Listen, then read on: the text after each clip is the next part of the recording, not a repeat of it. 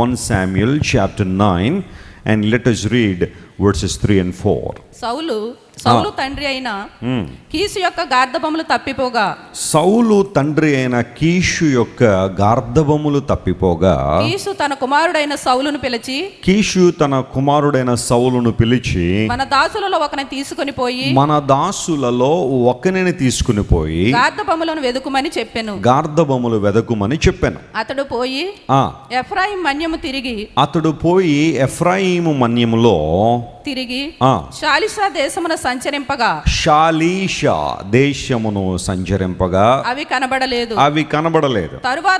తరువాత వారు షయలీము అనే దేశాన్ని దాటి సంచారం చేసిరి గాని, మొత్తం తిరిగారు గాని అవి కనబడకయుండెను. అక్కడ కూడా గార్ధబములు కనబడలేదు. బెన్యామీనుల దేశము సంచరించి చూడగా, మూడవ ప్రయత్నం బెన్యామీనుల దేశము సంచరించి చూడగా అవి దొరకలేదు.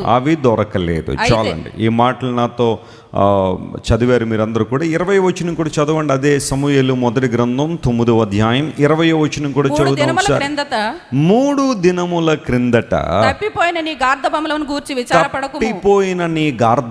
గురించి నువ్వు విచారపడద్దు, అవి దొరికేశాయి.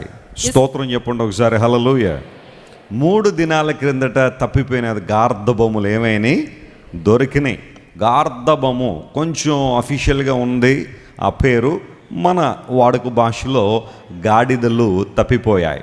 పూర్వ దినాల్లో ఒక వ్యక్తి యొక్క సంపద దేని మీద లెక్కించేవారంటే వారికున్న పశు సంపద మీద, వారికున్న గొర్రెలు, మేకలు, ఎడ్లు, లేకపోతే ఈ గాడిదలు, ఇలాంటి వాటన్నిటి మీదనే వారి గొప్పతనాన్ని లెక్కిస్తుండేవారు. యోబు యొక్క గొప్పతనాన్ని గురించి కూడా బైబిల్ సెలవిస్తూ అతనుకున్న ఒంటెలను గురించి, అతనుకున్న గాడిదల గురించి, అతనుకున్న గొర్రెలు, మేకల గురించి బైబిల్ సెలవిచ్చింది. అంటే పూర్వదినాల్లో ఒక వ్యక్తి యొక్క సంపద అతనుకున్న పశు సంపద మీద లెక్కిస్తుండేవారు. ఇశ్రాయేల్ దేశంలో బెన్యామీను అనే గోత్రానికి సంబంధించిన ఒక వ్యక్తి కీషు అతని పేరు. అతను కూడా భాగ్యవంతుడని బైబిల్ సెలవిచ్చింది. అతనికి ఒక కుమారుడు ఉన్నాడట. అతని పేరు అందరూ చెప్పండి, సౌలు. అతని పేరేంటి? సౌలు. సరే, ఒక రోజున కీషు గారి యొక్క గార్ధబములు తప్పిపోయినాయట. మరి ఇంటి నుండి అవి అలా బయటకు వెళ్ళిపోయినాయో తెలియదు, కానీ తీరా చూసుకునేసరికి ఇంట్లో గాడిదలు లేవు, గార్ధబములు లేవు. వెంటనే ఆయన తన కొడుకును పిలిచాడు, సౌలుని పిలిచి, బాబు నాయన, గార్ధబములు తప్పిపోయాయి, నువ్వు మన పని వాళ్ళు ఒకరిని తీసుకుని వెళ్ళి మీరిద్దరు గార్ధబములు వెతికి ఎక్కడనే తీసుకొచ్చేసేయండి, ఎందుకంటే వాటిని పోగొట్టుకోవడం నాకు ఇష్టం లేదు, అవి తిరిగి దొరకాలని ఆశిస్తున్నా, అవి తిరిగి నేను పొందుకోవాలని ఆశిస్తున్నానని తండ్రి తన యొక్క డిజైర్ని ఎక్స్ప్రెస్ చేసినప్పుడు సౌలులో ఉన్న ఒక మంచి లక్షణం ఏంటంటే, సౌలు మొదట్లోనే చెడిపోలేదు, రాను రాను దేవునికి అవిధేయుడైపోయాడు, కానీ ప్రారంభం మాత్రం మంచిదే సౌలుది. సౌలు ఆ ప్రాంతంలో ఉన్న వారందరికన్నా సౌందర్యవంతుడని బైబిల్ సెలవిస్తూ ఉంది. అక్కడున్న ఇశ్రాయేల్ అందరికన్నా అప్పటికి ఆ సమయానికి సౌలు బహు సౌందర్యం కలిగిన వాడని. And no doubt he was a young man. అతడు ఒక యవనస్తుడై ఉన్నాడు. అంత మాత్రం కాకుండా ఒక భాగ్యవంతుని కొడుకు సౌలు, అంటే ఒక మల్టీ మిలియనర్ కొడుకు అన్నమాట సౌలు. ఇలాంటోడికి తండ్రి పని చెప్పినప్పుడు ఈ రోజులో ఉన్న యవనస్తులు పనులు చేస్తారా? గాడిదలు తప్పిపోయిన ఆయన వెతుకు అంటే ఈ సోకాల్డ్ యంగ్ పీపుల్ అందరూ ఏమంటారంటే, గాడిదలు వెతకడానికి నేను వెళ్ళాలా డాడీ, మన ఇంట్లో పనులు ఉన్నారు కదా చాలామంది, వాళ్ళు పంపించు, నాకు చాలా పనులు ఉన్నాయి. ఏంటి ఆ పనులు ఉన్నాయంటే, ఇన్స్టాగ్రామ్లో రీల్స్ చూడాలా, రీల్స్ చేయాలా, ఫేస్బుక్లో అప్డేట్లు పెట్టాలా, ఆ తర్వాత చాటింగ్లు, డేటింగ్లు, ఈటింగ్లు, మీటింగ్లు, ఇలాంటివన్నీ చాలా ఉన్నాయి. ఇవన్నీ వదిలేసి నేను గాడిదలు వెతుక్కుంటూ వెళ్ళాలా, నా వల్ల కాదని ప్రస్తుత దినాల్లో యవనస్తులు ఆ స్థాయిలో ఉన్నవారు, ప్రాముఖ్యంగా ఒక ధనిక కుటుంబానికి చెందిన యవనస్తుల యొక్క కోరికలు, ఉద్దేశాలు వేరుగా ఉన్నాయేమో, కానీ సౌలును ఇక్కడ మనస్ఫూర్తిగా మనం అభినందించాలా. తండ్రి వచ్చి, నాయన గాడిదలు తప్పిపోయిన వెతుకురా అనగానే ఒక పనివాణ్ణి తనకు కావలసిన ఆహార పదార్థాలను కూడా సిద్ధపరుచుకుని సౌలు తన తండ్రి యొక్క గార్ధబములు వెతకడానికి బయలుదేరాడు. And the Bible clearly says, పోయిన గార్ధబములు వెతకడానికి 3 రోజులు ప్రాముఖ్యంగా, ఎందుకంటే వారు సమూయేలుని కలిసినప్పటికీ సమూయేలు చెప్పాడు 3 రోజుల క్రితం తప్పిపోయిన గార్ధబములు అన్నాడు, కాబట్టి బహుశా వీళ్ళు చాలా కాలమే, అంటే ఆ 3 రోజుల్లో మ్యాక్సిమం టైం యూటిలైజ్ చేసుకుని గార్ధబములు వెతకడానికి బయలుదేరారు. బైబిల్ సెలవిస్తున్న మాట ఏంటంటే 3 ప్రాముఖ్యమైన స్థలాల్లో పోయిన వాటి కోసం వారు వెతికారట. అందులో మొట్టమొదటి ప్రాంతం పేరు షాలీషా దేశము. అందరూ చెప్పండి, దాని పేరేంటి? షాలీషా దేశం. కానీ అక్కడ గార్ధబొమ్మలు కనబడలేదు. అక్కడ నుంచి మరొక దేశం వచ్చారు, మరొక ప్రాంతం, మరొక రీజియన్కి వచ్చారు. దాని పేరు షయలీము. అందరూ చెప్పండి, దాని పేరేంటి? షయలీము అనే ప్రాంతానికి వచ్చారు. అక్కడ కూడా దొరకలేదు. ఇంకొక అటెంప్ట్గా వారు అక్కడ నుంచి బెన్యామీను ప్రాంతానికి సంబంధించిన ఆ ప్రదేశాన్ని వెతికారు, బెన్యామీను దేశాన్ని వెతికారు, కానీ అక్కడ కూడా గార్ధబొమ్మలు దొరకలేదు. ఈ 3 ప్రాంతాల్లో గార్ధబొమ్మల కోసం వెతికారు, దొరకలేదు. అక్కడ నుండి వారు సూపు అనే ప్రాంతానికి, ఇంగ్లీష్లో జూప్ అనే పదం ఉంది, అక్కడికి వచ్చిన తర్వాత they have decided to go to man of God. దీర్ఘదర్శి ప్రవక్త అయిన సమూయేలు దగ్గరికి వెళ్ళాలని ఆ 4th అటెంప్ట్లో వారు నిర్ణయించుకున్నారు.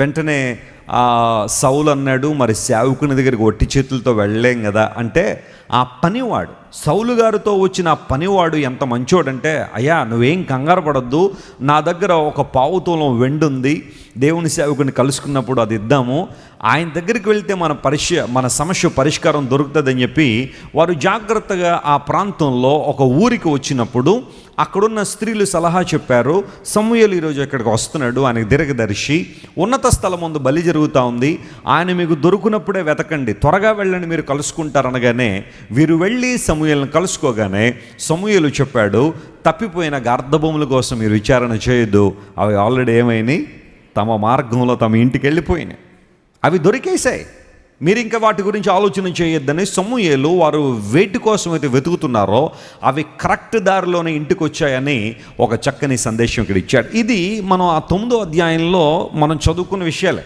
నేను కొత్తగా ఏం చెప్పలేదు, దానిలో అక్కడ ఏదైతే ఉందో అది ఎక్స్ప్లెయిన్ చేశాను.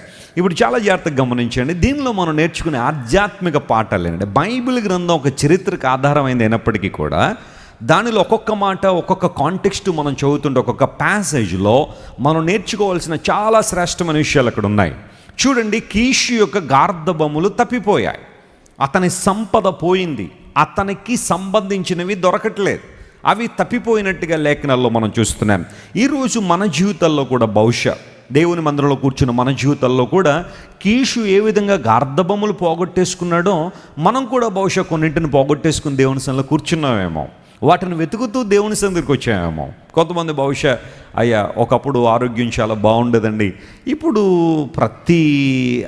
ప్రతి పరిస్థితుల్లో కూడా ఒక భయంకర బలహీనత నేను అనుభవిస్తూ ఉన్నాను, ఇంతకుముందు ఉన్నంత యాక్టివ్నెస్ నా బాడీలో లేదండి, చాలా ఇబ్బంది పడుతున్నాను, చాలా ప్రయాసపడుతున్నాను, వెస్లీ గారు నా కోసం ప్రార్థన చేయండి, I want to get back my healing, నా స్వస్థత మరలా నాకు కావాలి అని కొంతమంది బహుశా స్వస్థత కోసం వెతుకుతున్నవారు ఇక్కడ కూర్చుని ఉండొచ్చు. కొంతమంది, అయ్యా నేను చేసిన చెడు పనులను బట్టి, నేను తీసుకున్న బ్యాడ్ డెసిషన్స్ని బట్టి నా జీవితంలో పరువు పోయింది, పేరు పోయింది, కనబడిన వాళ్ళందరూ నన్ను తిడతానే ఉన్నారు, నా చుట్టుపక్కల నా ఇరుగు పొరుగు వారందరూ కూడా నాకు గౌరవాన్ని ఇవ్వట్లేదు, ఎందుకోసం అంటే నా మూర్ఖత్వాన్ని బట్టి, నా దుష్టత్వాన్ని బట్టి, నా జీవితంలో నేను తీసుకున్న కొన్ని చెడు నిర్ణయాలను బట్టి నాకు రెప్యుటేషన్ పోయింది, నా పరువు పోయింది, గౌరవం పోయింది, I would like to get it back, నేను మరలా గౌరవాన్ని తిరిగి పొందుకోవాలనుకుంటున్నాను. ఒక మంచి సాక్ష్యాన్ని పోగొట్టేసుకున్నానండి వెస్లీ గారు, మరలా మంచి సాక్ష్యాన్ని పొందుకోవడం ఎలా? లేదా ఆర్థిక సంబంధంగా నేను ఒకప్పుడు బాగుండేవాడిని, కానీ నేను తీసుకున్న కొన్ని అనాలోచితమైన నిర్ణయాలను బట్టి ఈ రోజున ఏ రోజు గడవడానికి ఆ రోజు ఇబ్బంది అయిపోతుందండి. ప్రతి చిన్నదానికి కూడా ఎవరో ఒకరి వైపు చూడాల్సిన పరిస్థితి, ఆర్థికంగా నేను చాలా దిగజారిపోయానో, నేను మరలా ఆర్థిక పరిపుష్టిని పొందడం ఎలా? ఒకప్పుడు నాలో చాలా చక్కగా ప్రేమ ఉండేది, ఎవరిని ద్వేషించకుండా ప్రేమించేవాడిని, కానీ ఈ రోజున ఎవరిని చూసినా ఒకలాంటి హేటెడ్నెస్ నాలోనికి వచ్చేసింది, ద్వేషం. ఒకప్పుడు అసూయ లేకుండా బ్రతికేవాడిని, కానీ ఈరోజు ఎవరిని చూసినా నాకంటే మంచి స్థానంలో ఉన్నవారిని చూస్తే నాకు ఆ రోజున భోంచేయాలని అనిపించట్లేదు, నిద్ర పట్టడం లేదు, వాళ్ళు బాగుపడిపోతున్నారనే ఆ బాధ ఎక్కువైపోయిందండి. నేను మరలా నా పూర్వస్థితిని పొందుకోవాలని కోరుతున్నాను, అసూయ లేని ఆ మధురమైన జీవితం నాకు కావాలి. ఒకప్పుడు దేవునితో నేను చాలా చక్కగా సహవాసం చేసేదాన్ని, గంటల ప్రార్థన అన్నా కూడా చాలా ఆసక్తిగా ఉండేదాన్ని, కానీ ఈరోజు నాకు 5 నిమిషాలు ప్రార్థన చేసేసరికి ఏదో ఒకలాంటి బోర్ ఫీల్ అయిపోతున్నా. ఒక 5 నిమిషాల వాక్యం చదివేసరికి నీకన్నీ తెలుసు కదా, ఇంకేం చదువుతావనే అపవాది ప్రేరణకు లోబడిపోయి బైబిల్ చదవలేకపోతున్నాను, దేవుని మందిరానికి రాలేకపోతున్నాను, ఏదో ప్రయాసతో వస్తున్నట్టు ఇక్కడ కూర్చుంటున్నాను కానీ ఆసక్తితో నేను రాలేకపోతున్నాను, ఉత్సాహం నాలో లేదు. I lost something in my life. నా జీవితంలో ఏదో పోగొట్టేసుకున్నానండి, ఈరోజు నాకు మరలా అది కావాలా. I need to get it back. అది ఏదైనా కావచ్చు, ఇట్ మే బి సబ్జెక్టివ్. ఒక్కొక్కరికి ఒక్కొక్కటి అయి ఉండొచ్చు అవసరం. కీష్ యొక్క గార్ధమములు పోయాయట, అతనుకున్న సంపద పోయింది. ఈరోజు నీకు పోయింది ఏంటో తెలుసా? నువ్వు ఏ విషయంలో తప్పిపోయావో తెలుసా? ఏ విషయంలో రెస్టోర్ చేయబడాలని ఆశిస్తున్నావో నీకు అవగాహన ఉందా? మీరు ఇంతవరకు విన్న దైవ సందేశం మరియు దేవుని సేవకులు చేసిన ప్రార్థన మీకు ఆశీర్వాదకరంగా ఉన్నదని విశ్వసించుచున్నాము. ఈ సందేశాన్ని మీ స్నేహితులకు, బంధువులకు షేర్ చేయండి. మీకు ఏదైనా ప్రార్థన అవసరత ఉన్నచో మా ఫోన్ నంబర్లకు కాల్ చేయండి. దేవుడు మిమ్మల్ని ప్రేరేపిస్తే విశ్వాసంతో సాగుచున్న ఈ పరిచర్యను ప్రోత్సహించండి. మరిన్ని వర్తమానాలు, పాటలు వినుటకు జాన్ వెస్లీ మినిస్ట్రీస్ అను మా యూట్యూబ్ ఛానల్ను సబ్స్క్రైబ్ చేసుకునండి. ప్రభువైన యేసుక్రీస్తు కృప మీకు తోడైండును గాక.